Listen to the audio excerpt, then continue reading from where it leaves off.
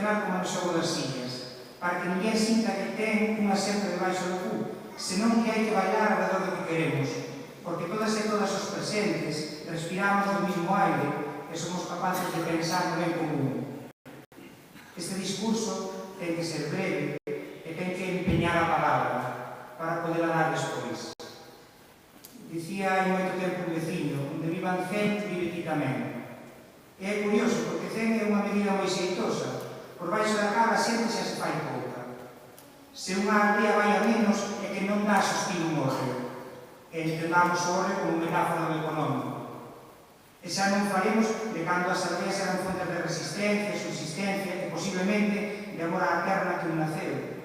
Unha aldea ou unha aldea barrio e hoxe en día unha mestura de fontes económicas, pero cando falamos aquí delas, falamos principalmente das fontes primarias, a agricultura, a gandeiría e o forestal, fontes que podemos pensar nas nosas mãos, porque as fontes de enerxía xeradas no rural xa sabemos que non son nosas, ese é outro tema.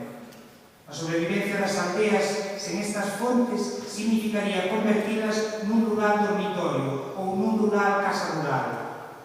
As aldeas sempre sacaron as súas forzas dos recursos máis á mão e os apoios próximos. Digamos que convívese tanto cun veciño como cunha leira.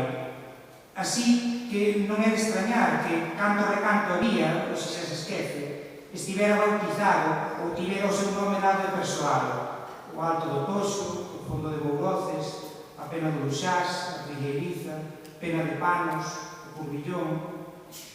Isto fai nos sentir moi ben Emilio Araúxo, sabio e escritor veciño noso, no seu breve poema titulado O Victoriano.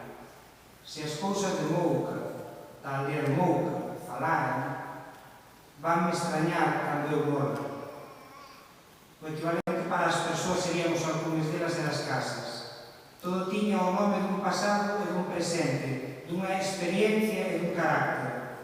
Ademais, todo nome é unha posesión. Se ainda temos posibilidade de lle poñer nome ás cousas, máis ás persoas, é porque entendemos e nos servimos do mundo que nos rodea e acompaña. Agora ben, podemos entender para querelo ou para deixalo, para cuidalo ou para maltratalo, para a avanza ou para que nos sexa indiferente, para deixalo en herdanza ou para fuxir dele. Opcións negativas e positivas están arriba da mesa na que comemos e na que conversamos. Balbino chamábase a si mesmo un ninguén. E relatábamos a súa vida, chea de traballos, medos, alegrías, dores, esperanzas e ataduras. Esa vida na que o diminutivo case é de resignación, a vidiña, resumo e espello de xeracións. Miña avoa contábame de seu pai como lle gustou xuntar os cartos para desaforar as terras e que foran súas.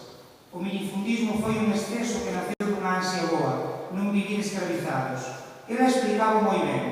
Cando se fixeron as partillas da casa, cada irmán e cada irmán, para valerse nesa sociedade agraria de subsistencia, precisaba dunha mija de prado para ter erva, dunha mija de monte para toxos e centeo, dunha mija de carballeira para leña, dunha mija de souto para castañas, dunha mija de leira para millo e patacas, e dunha mija de horta para vivir. E no medio deste individualismo acérrime, dábase tamén a axuda mutua, non un comunismo, senón un comunitarismo. A terra era terra traballada, o mesmo que as relacións entre veciños eran relacións labradas. Todos os movimentos agraristas tiveron moi claro onde querían vivir e de que. E os emigrantes mandaron cartos para as casas e constituídos en sociedades mandaron cartos para facer escolas. Porque era ben saber que lugar ocupamos no mundo, e saber as ciencias e as letras, ilusionándose naquele afán ilustrado que sabe que saber, comer e gobernar se van da mal. As cifras negativas e pesimistas que dábamos ao comenzo son de agora, pero teñen orixe xa hai tempo. E non hai como ilustralas unha testemunha directa para sentilas mellor. Por exemplo, unha carta recuperada que me trouxeron dunha casa abandonada de preto daqui, con data do día 11 de maio de 1956. Escribe unha muller o destinatario isto que segue. E tamén me dices a como me marcho para Bilbao, pois me marcharé agora moi pronto con mi cuñada, que me dijo que me buscaba mi hermano un sitio muy bueno, y así que me voy para allá, que de trabajar en la tierra estoy hasta los ojos. Con nós vive o traballo, pero teñen que vivir tamén as ciencias e o que agora sería autoestima, que é o que sempre se chamou amor propio. Temos moito que rascar.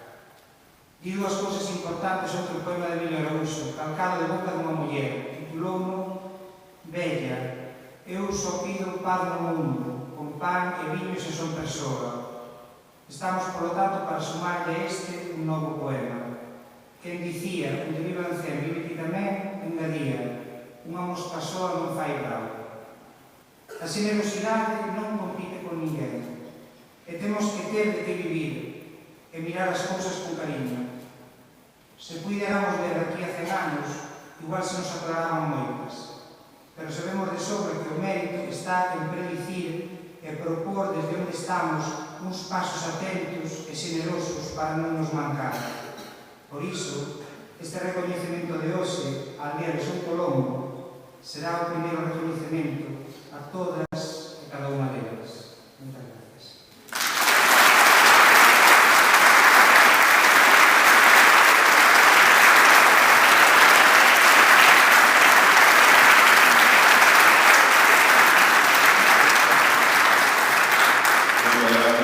Turno agora para a intervención dos gañadores deste premio. Fala en representación da parroquia de Soutolongo, unha das súas veciñas, Rita Neira. Bos días a todos. Ante todo, é para min unha honra estar aquí para dar as grazas no nome da parroquia de Soutolongo pola distinción como aldea singular que acabamos de recibir. Énchenos de orgullo este premio que valora o que os nosos antepasados foron e construíron.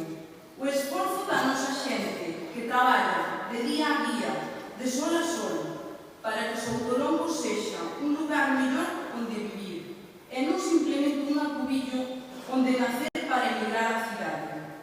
Un lugar onde quen se achegue ou simplemente vaya de paso se sinta arropado pola nosa xente. É unha satisfacción miña personal, máis a dos meus compañeiros, que nos recoñezan as horas de traballo dedicadas á realización deste proxecto que contribúe a facer aínda máis singular, se cabe, esta gran parroquia nosa. E sabendo do desvelo que falamos, gustaríanos dicir que cando unha aldea que se presenta a un concurso deste tipo xa é merecente de recoñecemento. De aí que queiramos facer unha mención especial ás nosas compañeiras de fatigas deste ano, a xente de Xaxán, o Corpiño, a Xesta e do Ave. Tamén queremos aproveitar e animar a todas as aldeas deste concello a que presenten os seus proxectos, porque a verdade é que a recompensa vale a pena. E non falo só da parte económica, a cal non poñen todo o seu valor, senón que falo da satisfacción e orgullo que senten os nosos veciños. Porque sen vos, recibir este premio non sería posible. Estou a falar da importancia de axudarnos, de xuntarnos e conseguir, entre todos e cada un de nós, que Soutolongo sexa unha aldea singular de verdade. Non só polo que temos, senón por como somos os de Soutolongo. Boa xente. E seguiremos demostrando, traballando para mellorar a nosa aldea, por mellorar o benestar dos nosos veciños e porque sabedes que este premio é de todos, por todos e para todos. Sen máis, agradecer ao Concello de Lalín por darnos esta oportunidade de pôr en valor a nosa parroquia. Tamén ao xurado por decidir que o noso proxecto é merecente deste recoñecemento. E, por suposto, aos meus veciños de Soutolongo, que sempre están aí para botar unha mano. E animaros a todos a comprobar e visitarnos por vós mesmos a nosa hospitalidade e bo facer. Graciñas e ata pronto.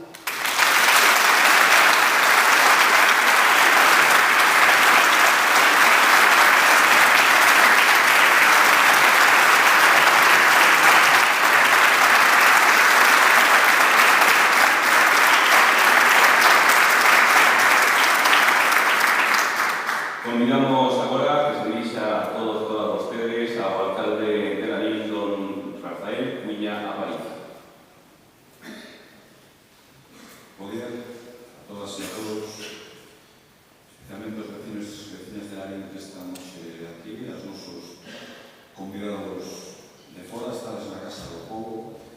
sede todos benvidos.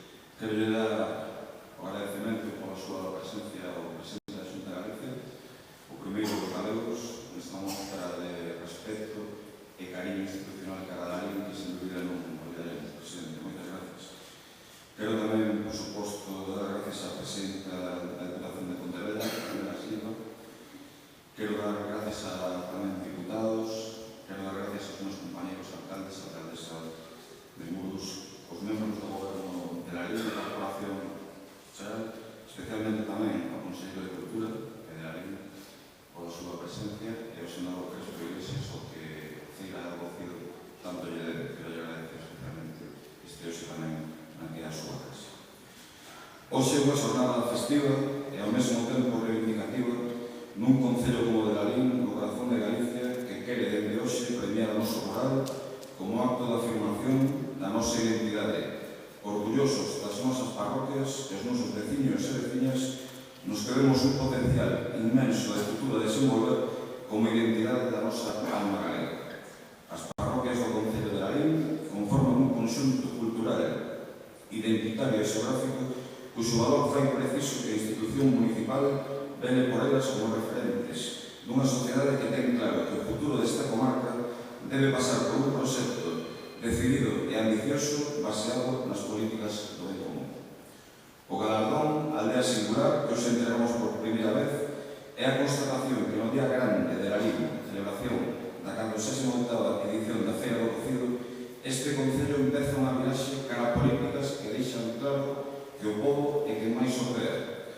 Recuperamos unha festa do pobo e para o pobo, para desfrute dos milleiros de visitantes que ategan as nosas ruas, e que sen dúbida saben que en Lalín a nosa gastronomía, a nosa cultura, o noso excelente comercio, a nosa competitiva industria e, sobre todo, as nosas xentes son referente de calidade e esforzo por adaptarse aos novos tempos.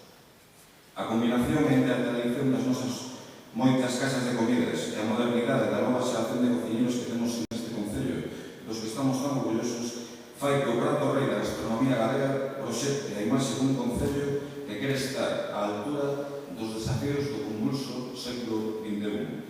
O Lalín do 2016 é un Lalín aberto e plural, unha terra na que ninguén mira ao veciño por riba do ombreiro, disposta a traballar arreo para sair dunha crise histórica que pagan todos os días os que non apoucaron ao mesmo tempo que rescatamos os cartos de todos,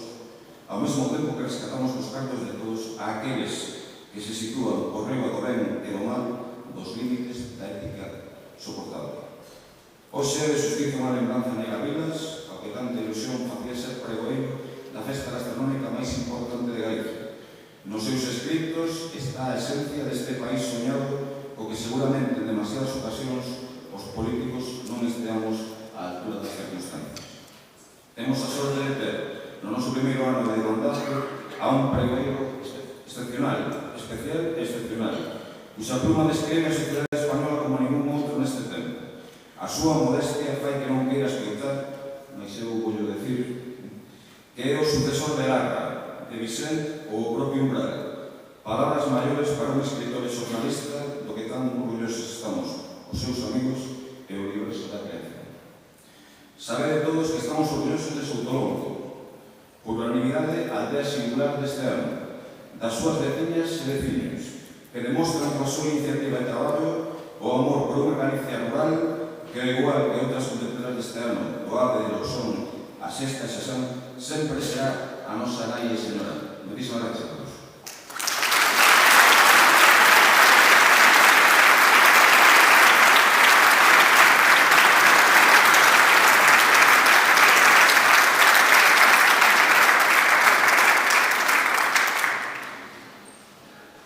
E para rematar este turno de intervencións, fala o presidente da Xunta de Galicia, don Alberto Núñez Feijóo.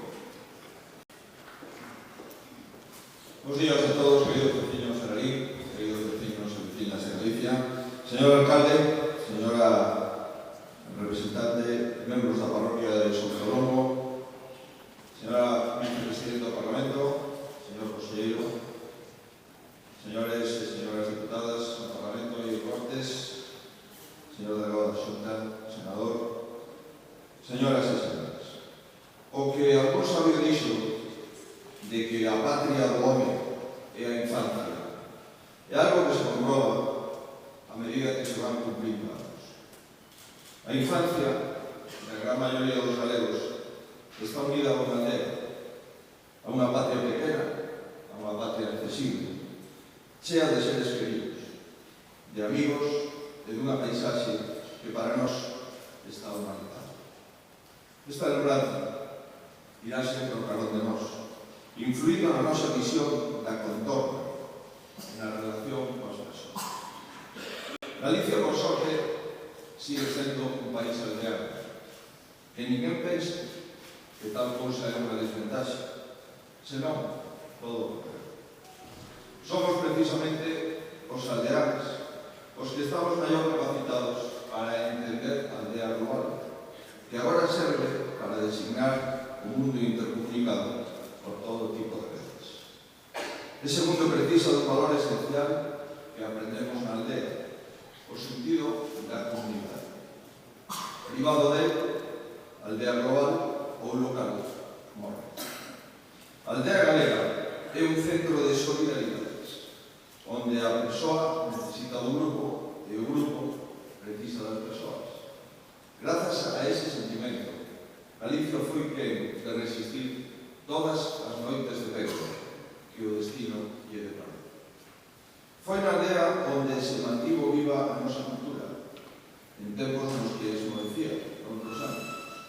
Foi na aldea onde a lingua recibiu o aluminio da xente. Foi na aldea, en fin, onde se cultivaron enerxías, sabedorías, iniciativas que só agardaban o momento oportuno para florecer. Por iso, é xusto este premio que hoxe inauguramos no marco grandioso e saboroso da Feira do Cocido de la Lingua. Que este recoñecemento se faga aquí ten un significado adicional, porque unha aldea da comarca do Deza se converteu nun símbolo universal do citado xustamente Neno Lorego de o noso amigo Xosé Neira. O impacto dese libro que converte en heroe un humilde cativo da aldea danos a entender que ese san aldeanismo do que falamos é sentido por moitos povos, por moitas culturas e tamén por moitas linguas. A aldea de Neira Vila se crece, pero ben podía ser Soutolongo. Tocaría referirse aos fillos selleiros como Francisco Gil de Taboada Lemos e Villamarín ou Benito Varela Jaca, pero prefiro render homenaxe a tantos outros vecinos anónimos para os que, parafraseando a Celso Emilio, o mundo chamábase e chámase Soutolongo. Unha homenaxe que debe ter un apartado especial para Amelia Ferreiroa, para Rita Neira, para Maripaz Iglesias, para Antonio Presas, autores deste proxecto ganador, a Aldea Sintra. Esa recuperación de elementos da arquitectura popular que impulsan descúbrenos un tesouro no que está plasmado ese espírito de comunidade do que falamos. Está en consonancia con ese catálogo da paisaxe no que a comarca do Deza foi pioneira. Un espírito presente en toda a Feira do Cocido. Estou certo, amigas e amigos, de que os galegos non nos axuntamos para comer o cocido, senón que comemos o cocido para nos xuntar. O porco é un tótem comestible que construe o seu arredor pequenas e grandes comunidades. Hai culturas en que o sagrado non se come, e outras, como a nosa, en que o mellor respeto demóstrase con ele. Sobre esa tradición inmemorial, esta outra capital de Galicia, que era Lim, ampliou o círculo de participantes no banquete, ignorando o pesimismo los que pensaban que unha festa gastronómica non podía ser máis que iso. Se agrupamos a todos os artistas plásticos que deixaron a súa pegada no recordo, e máis a todos os creadores, e máis a todos os que fomos comendadores, a relación de intelectuales e creadores é impresionante. Se contamos todos os asistentes ás actividades que abrangue a festa, son moitos miles de visitantes, foráneos, os que que se recrea sen perder o seu componente aldea. Vexo na formosa historia desta feira unha lección que non deberíamos de esquecer. Ainda que se promove dende 1969, os promotores non facían máis nin menos que recuperar, modernizar e espallar unha tradición que se perde na noite dos tempos. As tradicións nunca son unha trampa. Foron a resposta do povo a unha necesidade, e así hai que verlas, respetalas e mellorarlas. Son a mensaxe que nos envían os nosos devanceiros dende o país. Non serán senón tradicións o que deixaremos os que veñen despois de nós. Utilizando unha sentenza da que, por visto, segundo di, el é autora aboa no noso pregoeiro, Manuel Javois, os pioneiros da feira do cocido tiveron máis razón que un santo. Oxalá que non sexa necesaria a axuda de ningún santo nin apóstolo para que esta gran xuntanza teña o reconhecemento oficial internacional que merece e que xa lle deron oficiosamente moitos visitantes chegados dos lugares máis diversos. Fago miñas para rematar as palabras pronunciadas por Julián da Xeira nun pregón de hai 40 anos. Dicía da Xeira: eu podo seguir falándolles todo o resto do día, pero sería tráxico que ao chegar o cocido a nosas mesas se endurece de tal maneira que non lle puidese fincar o dente. O presidente da Xunta ten problemas de abondo como para asumir esta imperdoable responsabilidade. Señoras e señores, para mí volve a ser un motivo de delicia, satisfacción e orgullo volver a estar en Lalín, nunha das capitais de Galicia.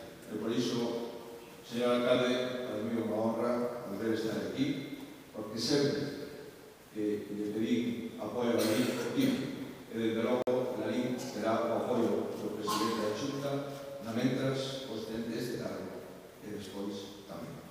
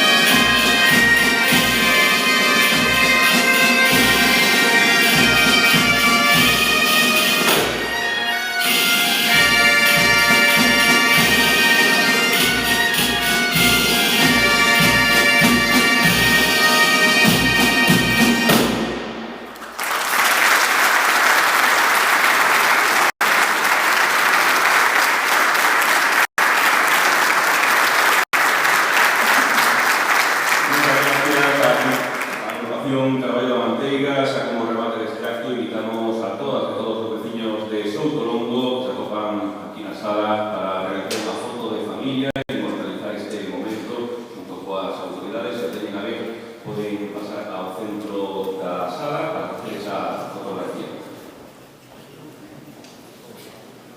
Recordarles a todos e a todas vostedes que nesta xornada agora ás 12 do mediodía no Salón de Plenos do Concello o pregoeiro Manuel Zabois asina no libro de honra do Concello fai a impresión das mans nun molde ás 12:10 irá lugar a saída para o campo da feira para visitar a Carpa Mau no campo da feira, espazo da información, exposición e venda de gastronomía e produtos en galego. Será unha visita aos diferentes postos. E despois xa a 12:45 terá lugar o pregón desta 48ª edición da Feira do Concello no palco da Rúa de Nacional. Recorden, a 1 da tarde, desfile de carrozas, charangas, comparsas, agrupacións musicais e entroidos tradicionais galegos. Desexamos que todas e todos disfruten moito esta xornada desta 40ª edición.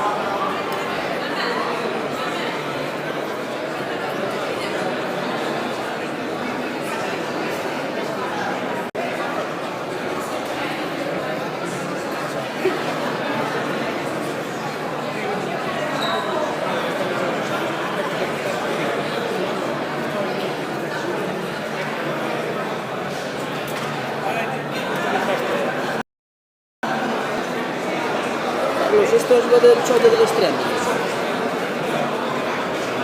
Va por wifi. Pero voy a ver si lo saco de aquí porque no va a desaparecer. Corre peligro.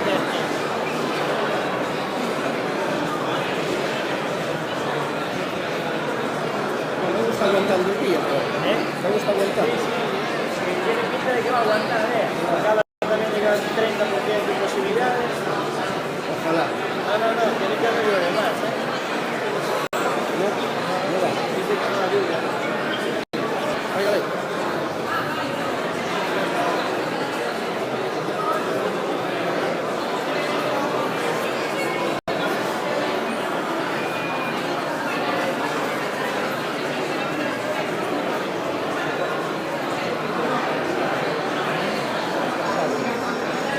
Sí, me van a pagar.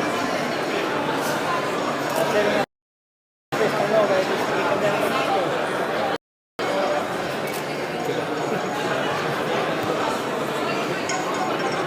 Oye, recogemos la cámara esta. La cámara. Porque ahora van a subir aquí arriba. Vale, pues queda aquí. No sé, yo estoy aquí arriba y claro, ahora van a subir.